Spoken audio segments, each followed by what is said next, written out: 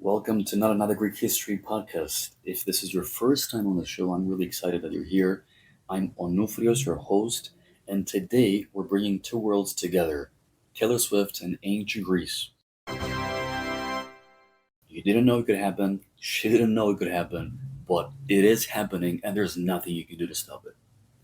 I know it sounds strange, but think about it. Love, revenge, pride, destiny, rebirth. That's Greek mythology. And that's also Taylor Swift's entire career, up to now.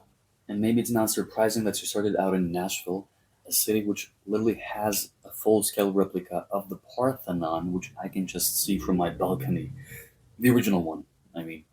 So while other kids were playing baseball, teenage Taylor was writing country songs under Athena's marble gaze. So let's see how it all begins. Born in 1989, 4 years after me, she moved to Nashville at age 14 and signed her first record deal as a teenager. She writes all her own songs, reinvents herself every few years, and now fills stadiums the way ancient Greece filled amphitheaters, or the other way around. The Eros Tour was basically a pop version of the Dionysia Festival, dedicated to the god of wine. Thousands of people singing in unison, crying, laughing, purging emotions. That's what theater was about, purging emotion, and that the Greeks called catharsis. In English, you say catharsis. That would be Aristotle style. Now let's get to her latest album, The Life of a Showgirl, a reflection on fame, masks, and identity. The album was announced on August 12, 2025, and it was released on October 3rd. The track list includes songs like The Fate of Ophelia, Aphrodite, Father Figure, Wish List, The Life of a Showgirl with Sabrina Carpenter, and more. The Life of a Showgirl became the most pre-saved album in Spotify history, surpassing her own previous record, I Had Saved It Too. In the US, it debuted at number one on the Billboard 200 with over 4 million albums in its first week, including almost 3.5 million pure sales. That's one of the highest ever. And it's impressive how we're talking about physical sales at a time when there was no one really buying physical records, CDs, and vinyl, and so on.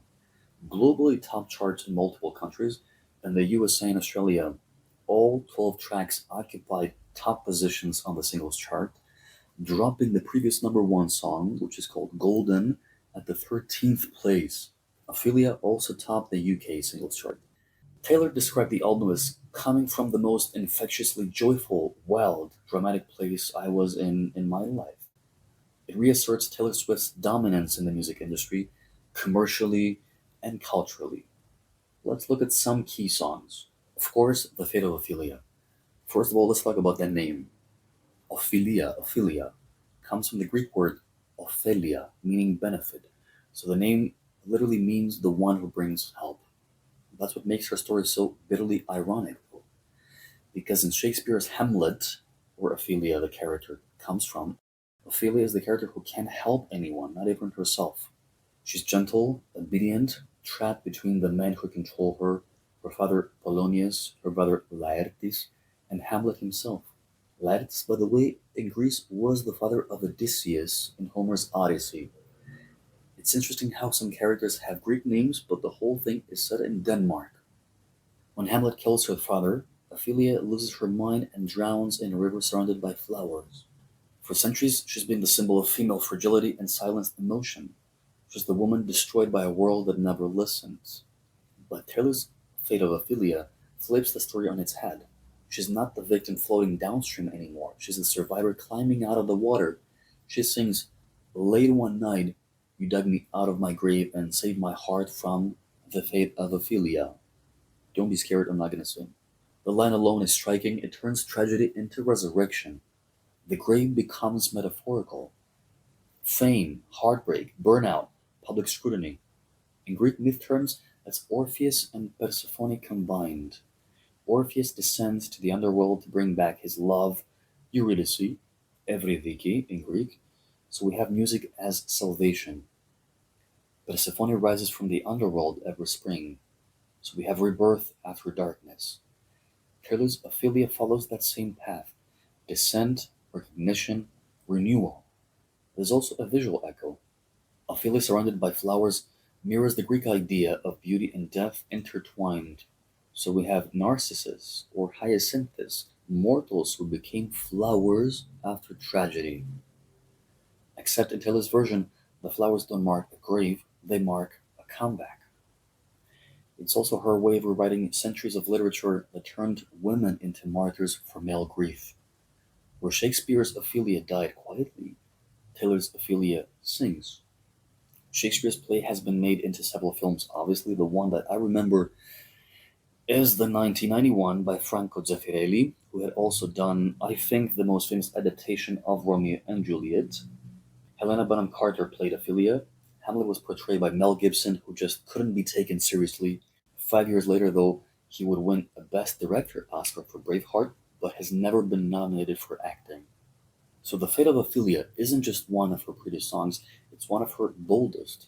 It turns one of the Western literature's saddest girls into a modern Persephone who refuses to stay in the underworld. And that's what Taylor does best. She doesn't erase the pain, she reclaims it. The name Ophelia is among the top 300 names for girls in the United States since 2022. Let's see from now on what happens after the release of this song.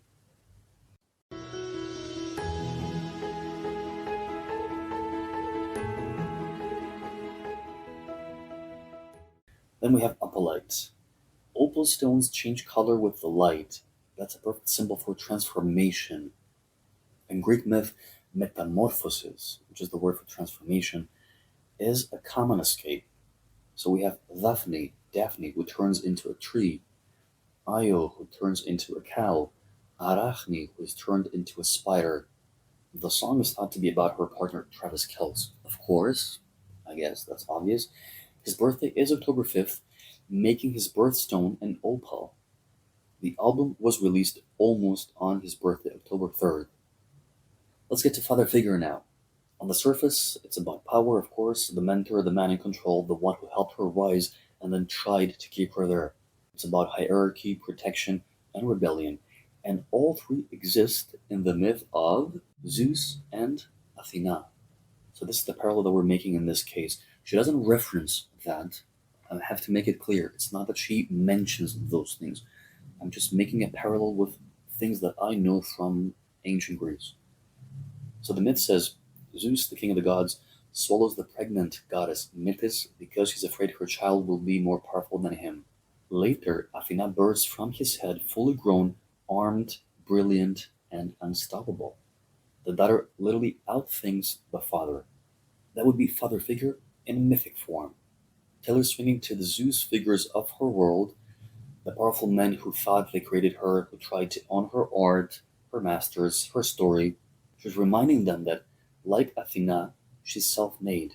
She came from their system, but she no longer belongs to it. It's the same energy that fueled her Taylor's version re-recordings, taking back her music from the industry machine that tried to claim it. It's sharp, simple, and devastating. She's saying what Athena told Zeus without words. You didn't create me, you just witnessed it. Don't forget that Athena revolted against Zeus at some point. And that's what gives Father Figure its power. It's not a rage song, it's a revelation song. She's claiming equality or maybe superiority in a space that's long been patriarchal. Thematically, this also connects to Aristotle again.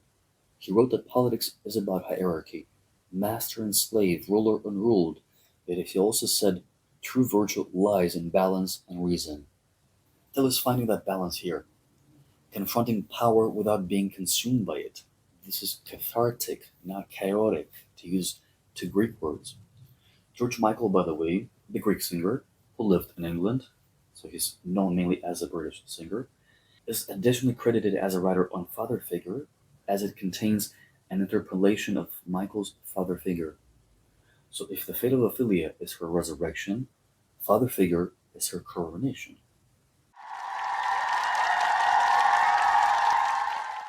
Let's check out the life of a showgirl. Pain hidden by the lipstick and lace, sequins are forever, and now I know the life of a showgirl, babe. That's straight from ancient theater here. Greek actors wore masks, persona, to hide their faces and magnify their voices. But there were no actresses back then. Despite its huge success, the highly anticipated album has actually polarized critics and audiences. But what do you think? Much Ado About Nothing?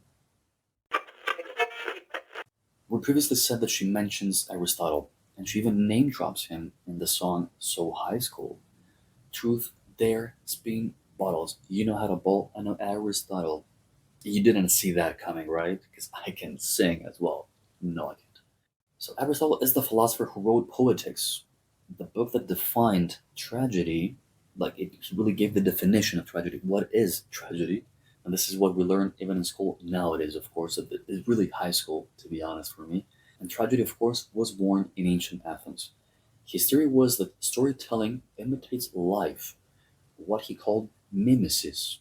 So tragedy is supposed to be a mimesis of an action that is greater than life, practically.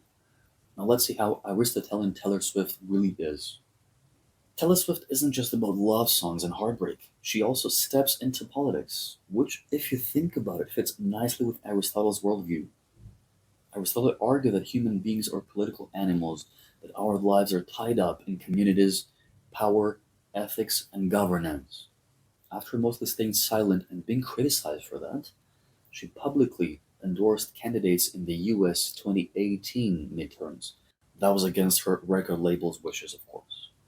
Her songs, You Need to Calm Down and Only the Young, are described as protest songs, speaking up for LGBTQ rights and younger voters. Why are you mad when you could be glad? References, I know I have to stop that. This references gay and lesbian alliance against defamation, which of course honor her for that reference and for her effort to support gay people. There's also the lyric, Shade never made anybody less gay, which I can definitely confirm from my personal experience. That never worked. It never made me less gay. Her influence registered thousands of extra voters right after she posted about voting. So now let's connect back to Aristotle. He believed ethics and politics were inseparable. How you live, ethics, affects how society functions, and how society is run, politics, affects how you live. Taylor's songs about identity and power actually echo that.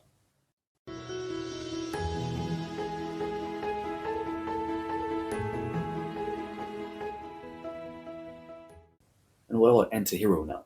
That would be Narcissus if he had self awareness. The title, of course, used the Greek words anti and hero, anti meaning opposite in Greek, and hero, of course, you know what it means. She says, It's me, hi, I'm the problem, it's me, and we were held up to the self, exactly what Greek philosophy told us to do. That song spent 8 weeks at number one. Or it also references the myth of Icarus. Icarus was the young man who flew too close to the sun. His own hubris led to his death. The lyric, I stare into the sun, but never in the mirror, is like a parallel you could say to Icarus. It shows a failure of self reflection. Another track from the same album is Labyrinth. Icarus's father was Daedalus, who built the inescapable labyrinth in Crete. The songs are not just about external betrayal, they explore an internal self constructed tragedy. Together, these songs use Greek concepts as a fatal flaw and an escapable consequence. They frame the album as an exploration of self sabotage. Helen of Troy, or Helen of Sparta, actually. In the song My Tears Ricochet, she mourns, and I can go anywhere I want, just not home. That could be Helen of Troy speaking through pop melody. Helen was called the most beautiful one in the world. When she was kidnapped from Sparta and taken to Troy, the Greeks blamed her for the war that followed. She became both idol and scapegoat. Like Helen, she's been loved, vilified, and endlessly talked about, like right now. The album The Tortured Poets Department features the song Cassandra. This song marks Taylor's most direct use of a single Greek myth. Cassandra was a beautiful princess of Troy. The god Apollo fell in love with her. He gave her the power to see the future, but when she rejected him, Apollo cursed her. Her prophecies would always be true, but no one would ever believe her. This sealed Troy's destruction when the Greeks attacked. So Taylor uses the story for her own life. She talks about feeling frustrated and ignored by the media. The chorus says, "So they killed Cassandra first because she feared the worst and tried to tell the town." Cassandra is not her only classical reference. The mythology of the Trojan War, specifically because it's from the same mythological cycle as we say in Greece, it offers strong metaphors, which is another Greek word, by the way, metaphor. In her song State of Greece, she describes a lover as her Achilles heel. Achilles was the greatest Greek hero of the Trojan War. He was invincible except for one spot on his heel. By calling her lover her Achilles heel, Taylor Swift says this relationship is her critical point of vulnerability. Her armor falls right there. Now let's get to ancient gods of Greece like Aphrodite and Ares. Love and scandal. Aphrodite is the goddess of love, Ares is the god of war. I cannot really accept, as you can see, to say Aphrodite was. Don't forget, this is an actual religion, even now, that is practiced by some people in Greece. Their affair was passionate, secret, and doomed. When Hephaestus, the god of fire, the husband of Aphrodite, caught them, he trapped them in a golden net and showed them off to the other gods, a scandal immortalized in myth. Now listen to Taylor's illicit affairs from folklore. Make sure nobody sees you leave. Hood over your head. Keep your eyes down. Forbidden, dangerous, intoxicating. It's Aphrodite and Ares with better production, at least musically. And now we get to something different, a different kind of goddess.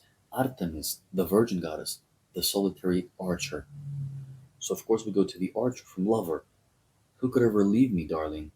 But who could stay? That's the energy of Artemis, the goddess of hunting. Independent, strong, alone. She swore never to marry, never to surrender her freedom, but her strength came with solitude. I'm ready for combat, Taylor says in the song.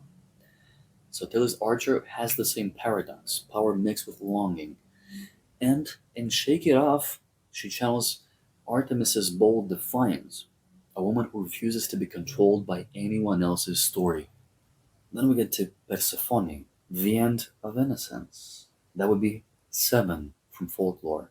She says, "And I think you should come live with me, and we can be pirates. Love you to the moon and to Saturn." It's about childhood friendship, not romance. The memory of innocence before life got complicated, which of course can be anyway for a lot of kids, but it's the thing is that when you're a child, you don't really realize it. That's the story of Persephone, in a way, daughter of Demeter, a joyful girl taking flowers when the earth opened and Hades took her to the underworld. Taylor's Seven is that quiet moment before the abduction. The song's nostalgia mirrors Demeter's grief for the lost child and Persephone's longing for her old world. Let's get to something a little bit more different. Then we have Reputation, her dark rebirth, let's say. The world turned on her, headlines screamed betrayal, and she answered with, "Look what you made me do." I love that song, by the way. So this is Medea, the most feared woman in Greek tragedy, betrayed by Jason, humiliated and underestimated until she took her revenge and vanished in a blaze of power. Taylor's version is musical, not murderous, but the message is the same. I may be your villain, but I write the ending. She followed it with Lover, Redemption After Rage, and then Folklore and Evermore, quiet like ancient lemons. So let's see some of her famous anthems as modern myths. Love Story is her rewrite of Romeo and Juliet. She changes fate. The lovers live. The story of the play has ancient Greek connections. I bet you saw this one coming. The tale of Anthippe and Sycharis fits a familiar pattern from short Hellenistic love stories, which means from the 4th, 3rd, 2nd centuries BC, where a woman dies and the man who loves her follows, often because he accidentally caused her death. Other stories in this tradition include Pamphilus and Eurydice, and Cyanopus and Leucon, I think in English. These kinds of tragic romances later influenced Ovid's Metamorphoses, especially his version of Pyramus and Thisbe, the same story that centuries later inspired Shakespeare's Romeo and Juliet.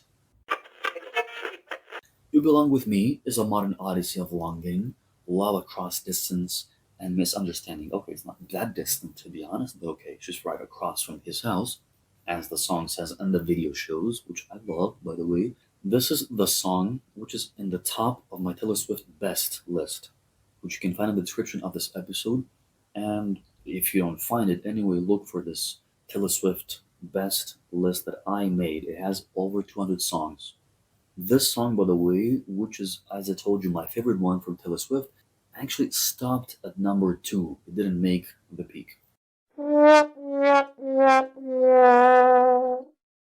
Wildest Dreams is one of my absolute favorites as well, but never got enough recognition. The song peaked only number 5. It channels Aphrodite again, desire mixed with tragedy.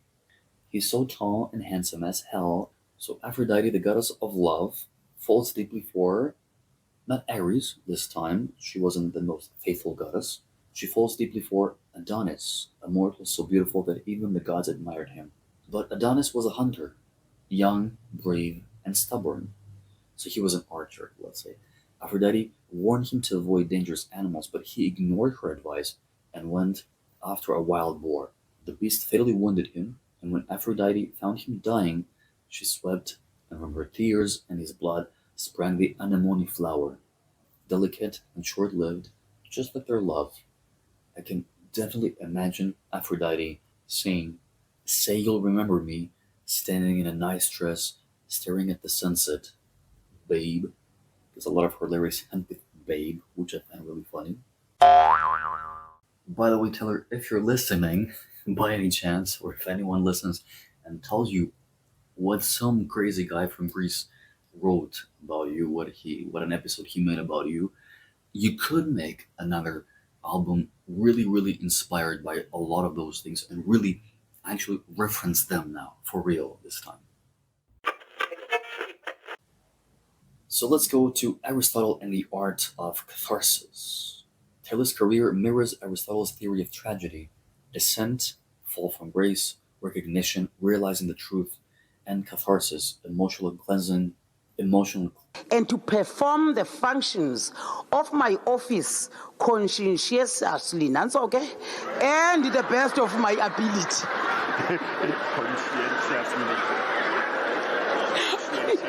Conscientiously.